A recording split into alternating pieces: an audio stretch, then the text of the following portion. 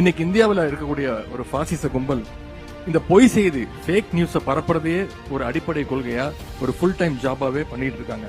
யாருன்னு நான் உங்களுக்கு சொல்ல தேவையில்லை. பொய் செய்திகள் மூலம் மக்களை குழப்பணும், அவங்களுடைய அறிவை மழுங்கடிக்கணும் அப்படிங்கிறதுக்காக அதையே ஒரு நோக்கமாக எடுத்து பொய் கதைகளை கட்டுக்கதைகளை அவிழ்த்து விட்டுக்கிட்டே இருக்காங்க. வணக்க மக்களே, கொசுவை ஒழிப்பது போல சனாதனத்தை ஒழிப்பேன் அப்படின்னு சொன்ன சின்ன தத்தி பால்டாயில் உதயநிதிக்கு தான் இந்த பதிவு. அவர் என்ன சொல்றாரு அப்படின்னா, சமூக வலைதளங்கள்ல பொய் ரொம்ப வேகமா பரவுது, உண்மை ரொம்ப மெதுவா வருது, இதுக்கு காரணம் பாசிச சக்திகள் தான் அப்படின்னு சொல்றாரு. பொய்ய மட்டுமே பேசி பேசி வளர்ந்ததுதான் திராவிடம்.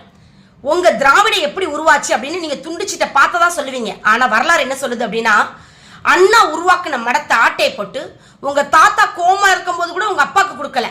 உங்க அப்பா உங்களுக்கு அப்படி அதுக்கு பின்னாடி உங்க அப்பா சொகுசா ஆட்சியில உட்கார்ந்து வெறும் பொய் பரப்புரைகளை மட்டுமே சொல்லி சொல்லி இன்றளவும் ஆட்சியில உட்கார்ந்துருக்கீங்க. அப்படிப்பட்ட ஒரு கேடுகட்ட திமுக இருந்துகிட்டு நீங்கெல்லாம் பாசிச சக்தியை பத்தியோ பொய் பரப்புரையை பத்தியோ பொய்ய பத்தியோ பேசவே தகுதி கிடையாது. 47,000 பேரை வச்சு நாங்க வார் ரூம் அமைச்சிருக்கோம். அந்த வார் ரூம் எதுக்காக அப்படின்னா பொய் பரப்புரைகளை தடுக்கிறதுக்கு தான் அப்படின்னு. அப்பனா உங்களுக்கு தான் தடுக்கணும். நீங்க தான் ஒட்டுமொத்த பொய்யின் கூடாரமா இருக்கு திமுக. உங்களுக்கு தான் அது தேவை.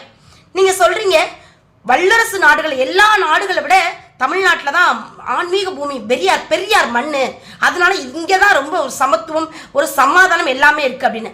கொஞ்சம் கண்ணை திறந்து வெளிநாடுகளை போய் சுற்றுப்பயணம்லாம் நிப்பாட்டிட்டு தமிழ்நாட்டில் என்ன நடக்குது நீ உங்க அப்பாவும் போய் சுத்தி பாருங்க.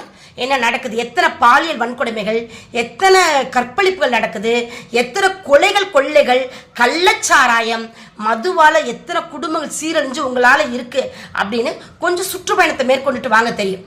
சும்மா துண்டு சீட்டில் 4 வார்த்தை எழுதி கொடுத்தோன்னா அதை அப்படியே பார்த்து வாசிக்கிறதெல்லாம் ஒரு தேவையற்ற அர்த்தமற்ற பதிவு. நிதர்சனமான நிலைக்கு வாங்க. தமிழகத்தில் என்ன நடக்குதுன்னு பார்த்துட்டு பேசுங்க. பால்டாயில் உதயநிதி அவர்களே.